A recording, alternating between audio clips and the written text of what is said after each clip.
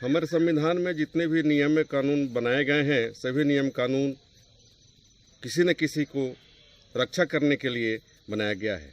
लेकिन इन दिनों नियमों का पालन करने के बजाय, नियमों को अपने हित में साधने के बजाय हम उसका दुरुपयोग करते हैं।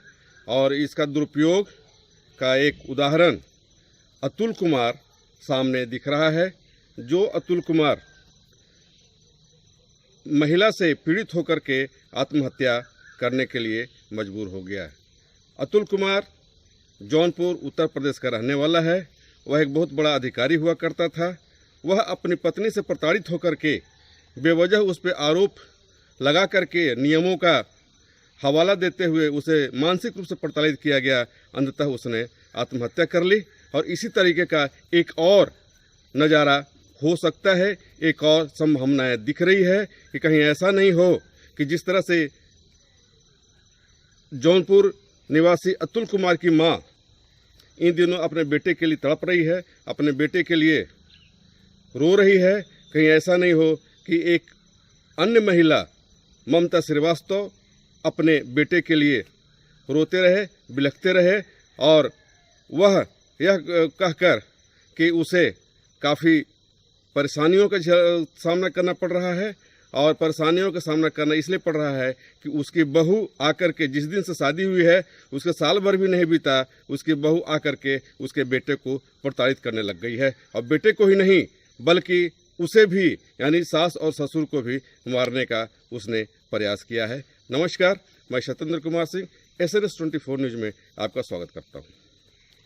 हम आज बात कर रहे हैं वैसे नियमों का जिन नियमों को बनाने के लिए लोगों ने काफ़ी मेहनत किया और लोगों ने यह सोचा कि इस नियम को बना देने के बाद किसी की रक्षा होगी। लेकिन ज़्यादातर नियम जो है उसका दुरुपयोग होने लगा है। चाहे महिला सशक्तिकरण की बात करें, महिलाओं को प्रोटेक्शन के लिए बनाया गया कि भाई अगर महिला कोई प्रताड़ित होती है, घरेलू हिंसा का शिकार होती है, तो उसके लिए बहुत सारे नियम बनाए गए और नियमों का पालन करना पड़ के लिए या उस नियमों को ढाल बना करके महिला पुरुषों पर प्रताड़ित करने लगी। और जिसका उदाहरण है अतुल कुमार। एक और रेलवे विभाग में डिविजनल इंजीनियर है, वह भी इसी दुख से, इसी प्रताड़ना से गुजर रहा है कि उसकी पत्नी उसे इतना पीटती है कि अंततः उसने 5 साल पहले न्यायालय में डाइवोर्स के लिए आवेदन दे दिया है। लेकिन अभी तक डाइवोर्स भी नहीं हुआ है। मज़े की बात तो यह है कि इस संबंध में उसकी माँ कई बार उसे समझाने का भी प्रयास किया, उस बहू को, लेकिन बहू समझने के बजाय, चूँकि वह बहू अपने पिता से गाइड होती है और उसके पिता यानी लड़के का जो ससुर हैं वो बहुत बड़े अधिकारी हुआ करते थे, पुलिस अधिकारी, और आज की तारीख में वे एक वकील के रूप में काम कर रहे हैं। और उसी का ध्वंस दिखा करके उस परिवार को तोड़ने पर तुले हुए हैं। और उन्होंने ही अपने बेटी को सिखाने के लिए कई बार ऐसा हुआ है कि सिखाते हैं कि तुम उसके साथ मारपीट करो, लेकिन जगह देख करके मारपीट करो। ममता श्रीवास्तव ने बताया है कि उसके हस्बैंड और उसे मारने के लिए शादी होने के तुरंत बाद, लड़की नेहा नाम है उसका, वह लड़की काफ़ी प्रयास करी है और प्रयास करने के बाद जब नहीं हम सफल हुई तो वह अपने बेटे को मारने पीटने लग गई है। उसकी माँ ने क्या कहा है, आइए हम उनकी माँ की ऑडियो सुनते हैं। समझे, बस 2 बार 18 महीना के ट्रेनिंग में मेरे पास रही, बस 2 बार।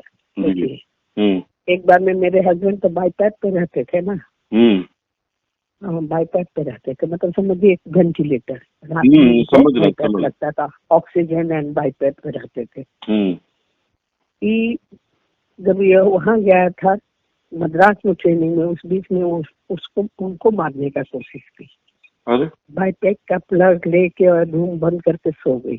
मैं खोज के था वो अमेरिकन प्लग लगता। अब रात में 9-10 बजे मैं क्या करूँगा, मैं अकेले मुंबई में थी, ठीक है ना। मेरी बेटी दूर रहती थी, मैं नेहरू में रहती थी, उसका घर था खारघर में। अच्छा। अपना फ्लैट ली हुई है। अब उतना रात को मैं उसको भी नहीं खबर कर सकती थी, कोई दुकान तो खुलेगा नहीं, उतना दूर से वो आएगी भी कैसे, वो भी टेंशन में रहेगी। रात भर इनका सर बोर्ड में लेके किसी तरह भगवान भगवान काटी, अरे कुछ नहीं हुआ, भगवान थे, है ना। उसके बाद ये दूसरा क्या की, हमको मारने का कोशिश की ध्यान से। मेरा मोशन सब हो गया जब वो तेजी किया था तब। और सारा कुछ इसका फादर सिखाता था। अच्छा। सारा चीज सिखाता था उसका फादर, समझे कि नहीं। तो समझिए कि शादी का 1 साल भी नहीं हुआ, 1 से 3 मतलब शिवरात्रि था मार्च में, 4 मार्च को। उसमें आई तो मेरे सामने ही मेरा बेटा को तड़ाकर थप्पड़ मारी थी। अरे क्यों मारी थी? कि भाई वो बहन घर ली थी तो इंटीरियर करा रही थी, तो कोई भी अपना भाई को दिखाता, भाई बहन का प्रेम, एक ही भाई बहन है। तो वो ये भी बोला चलो देख के आते हैं, उसका था कि नहीं जाओ देखने, क्या जरूरत है देखने का। हाँ, लेकिन वो चला गया। वही जो चला गया तो गाड़ी से आया, उतरा ना तो धड़ाधड़ थप्पड़ से मारी। तो हम जाके एमसी कराए थे, तुरंत वहाँ किए थे एमसी नेहरू में, समझे। तो उसके बाद सोचे 3 महीने में। उसके बाद होली में आई, फिर उस समय उत्पात मचाई, उसका फिर एमसी किए। हाँ।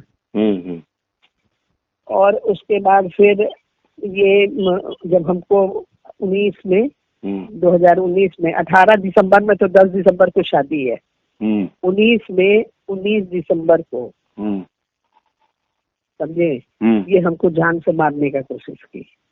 अब हम सुनेंगे कि नेहा और उसके पिता शिव प्रकाश जी के बीच जो बातें हुई है, उन बातों में क्या सच्चाई है और क्या है, ये तो वो दोनों ही बताएंगे। लेकिन इस संबंध में उन्होंने जो बात करी है, उसकी दोनों बेटी और बाप के बारे में जो दोनों के बीच जो चर्चा हुई है, जो बातचीत हुई है, उसका ऑडियो हम सुनते हैं। एक बार तो हम इनकी बहन को पीटेंगे, इतना मार। याद है कि मेरी जिंदगी में छोटा थोड़ा बड़ा नहीं, कम मारना। जब तुम्हारे यहाँ आ जाए, मैंने गलती से भी तुम्हारे यहाँ आ जाए तो देखना 2-4 मिनट, मैंने एकदम अचानक नहीं मारना, खूब बढ़िया से आ जाए, अपना रहने लगे, ये अपना है करे, जब चला जाए इसके सामने मत मारना, कभी भी याद रखना कोई चीज। उसके बाद तो ऐसा कभी होगा ही नहीं ना, ऐसा होगा ही नहीं, कभी अकेले आएगी नहीं। जानता है कि वो आएगी नहीं, अकेले कभी आएगी ही नहीं ना। या हस्बैंड के साथ आओ है, बस तुरंत उसको कैसे एगो फोन कर देना पुलिस में कि ऐसा ऐसा है कि हमारे रिलेटिव्स इसमें हस्बैंड इसका। अरे ये सब बताने की जरूरत नहीं।